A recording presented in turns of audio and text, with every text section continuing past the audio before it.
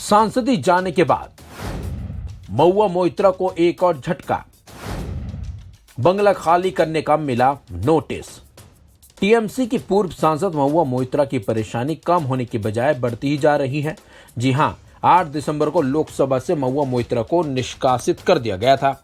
इसके बाद उन्हें सरकारी बंगला भी खाली करने का नोटिस भेज दिया गया। इस नोटिस में महुआ मोइत्रा को तुरंत सरकारी बंगला खाली करने के लिए कहा गया है। बल्कि 8 जनवरी को संपदा निदेशालय ने उनको नोटिस जारी कर 3 दिन में बंगला खाली नहीं करने का कारण भी पूछा था। उसके बाद 12 जनवरी को महुआ को तीसरा नोटिस भी जारी किया गया था। इसके बाद भी महुआ मोइत्रा ने अपना बंगला खाली नहीं किया।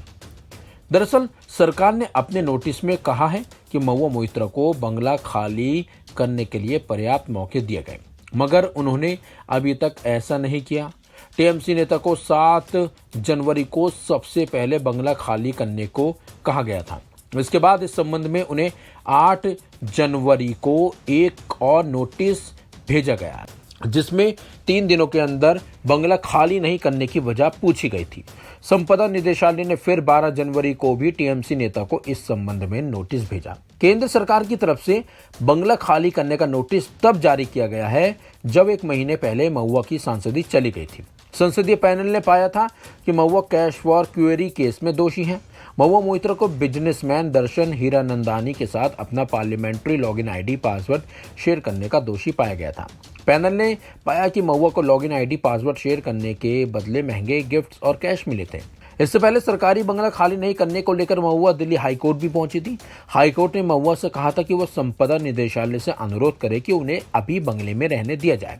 अदालत ने कहा था कि अधिकारियों को असाधारण परिस्थितियों में कुछ शुल्कों के भुगतान के आधार पर किसी व्यक्ति को 6 महीने तक रहने की इजाजत देते हैं।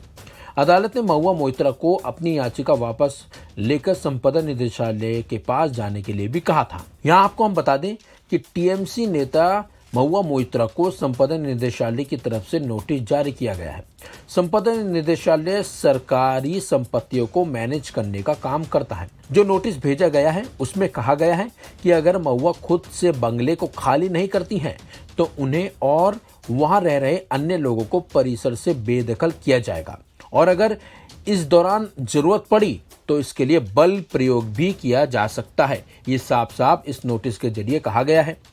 आपको बता दें, आमतौर पर सांसदी जाने के बाद सांसदों को उन्हें अलॉट किए गए सरकारी बंगले को तुरंत खाली करना होता है, लेकिन महुआ ने कई नोटिस मिलने के बाद भी बंगला खाली नहीं किया, जिसके बाद इस नोटिस को जारी कर और उन्हें एक तरीके से अल्टीमेटम भी जारी किया गया है।